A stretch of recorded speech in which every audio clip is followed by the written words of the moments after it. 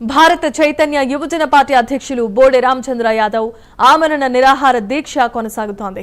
మంగళగిరిలో BCY party రాష్ట్ర కార్యాలయంలో ఈ దీక్ష చేస్తున్నారు. బీసీల హక్కులు సంక్షేమం కోసం బీసీ ధర్మ దీక్ష పేరుతో ఈ పోరాటం కొనసాగుతోంది. బీసీల హక్కులను కాపాడటానికి ప్రత్యేకమైన చట్టాన్ని అమలు చేయాలని, రాజధాని అమరావతి ప్రాంతంలో బీసీల సామాజిక ఆర్థిక అభివృద్ధి కోసం 1000 ఎకరాల భూమిని కేటాయించాలని, విద్య, ఉపాధి, స్థానిక సంస్థలు, శాసనసభలో బీసీలకు 44% రిజర్వేషన్లు కల్పించాల్సిందిగా డిమాండ్ చేస్తున్నారు. ఈ పోరాటం రాజకీయ పదవుల కోసం కాదు, బీసీల ఆత్మగౌరవం, న్యాయం కోసమేనని రామచంద్ర యాదవ్ స్పష్టం చేశారు. ఈ దీక్షకు రాజకీయాలకు అతీతంగా అందరూ మద్దతు ఇవ్వాల్సిందిగా ఆయన కోరారు. ముఖ్యమంత్రి చంద్రబాబు నాయుడు గారు ప్రతిపక్షంలో ఉన్నప్పుడు బీసీ సామాజిక వర్గాలకు ఇచ్చిన హామీలే ఇందులో నేను కొత్తగా కోరుకుంటున్నది ఏది కాదు.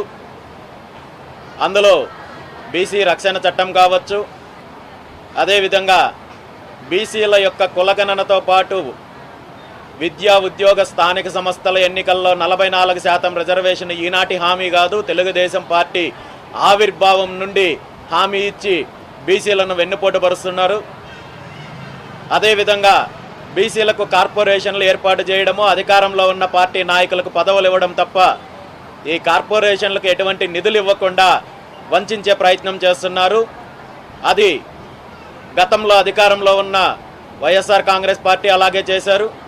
ఈరోజు అధికారంలోకి వచ్చిన తెలుగుదేశం పార్టీ బీసీలు మాకు వెన్నెముక అని చెప్పుకునే ముఖ్యమంత్రి చంద్రబాబు నాయుడు గారు బీసీలకు ఇచ్చిన హామీలను నెరవేర్చకపోగా బీసీల వెన్నెముక విరిచే ప్రయత్నం చేస్తున్నారు, బీసీలను వంచే ప్రయత్నం చేస్తున్నారు.